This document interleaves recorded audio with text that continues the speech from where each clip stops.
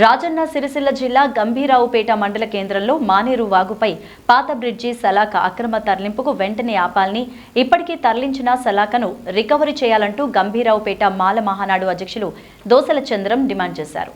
MPDO కార్యాలయం ముందు party నాయకులతో కలిసి ఆందోళన బాటపట్టారు.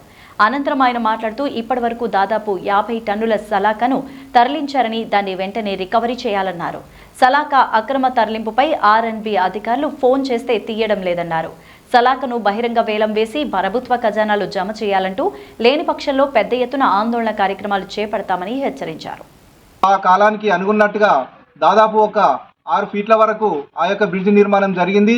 ఇప్పుడు ఎగువ మానేరులో నీరు ఉధృతంగా ఉండడంతో ఆ యొక్క వరద నీరు వారం 10 రోజులకు ఒకసారి వర్షాకాలంలో రావడం వలన ఆ యొక్క బ్రిడ్జి లో లెవెల్ బ్రిడ్జి పూర్తిగా మునిగిపోయి రవాణా సౌకర్యం లేక బస్సులకు ప్రయాణికులకు అంతరాయం కలుగుతున్న దృష్ట్యంలో ప్రభుత్వం తీసుకున్న నిర్ణయం హై లెవెల్ బ్రిడ్జి నిర్మాణానికి ఆ యొక్క ప్రయాణం పూనుకున్నది. కాబట్టి ఆ యొక్క బ్రిడ్జిని కొత్త టెండరు వేసిరు. ఆ యొక్క వేసిన టెండరు ఆ పాత బ్రిడ్జిని ఆ టెండరు ఎవరైతే వేసిరో ఆ సలాక వారికి సలాకతో వేసిరా, ఏ రకంగా వేసిరో అనేది ప్రజలకు చెప్పాలి.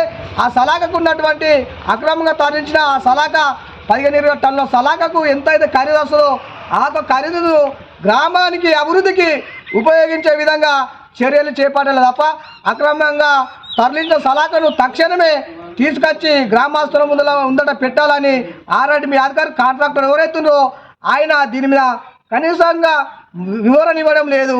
దీనిపైన ఆ బ్రిడ్జిలో ఉన్నటువంటి సలాక నాణ్యమైన సలాక, ఆ సలాక విషయంలో ప్రతి ఒక్కరూ ఖండిస్తారు. దాని విషయాన్ని ప్రజల ముందర పెట్టి ప్రజలకు బాలక సాధకులకు కొంతనన్నా గ్రామాభివృద్ధికి ఆ డబ్బులు ఉపయోగపడతాయని నేను తెలంగాణ మాల మానాడు రాయన్న సిరిసిల్ల దోసల చంద్రం డిమాండ్ చేయడం జరుగుతుంది.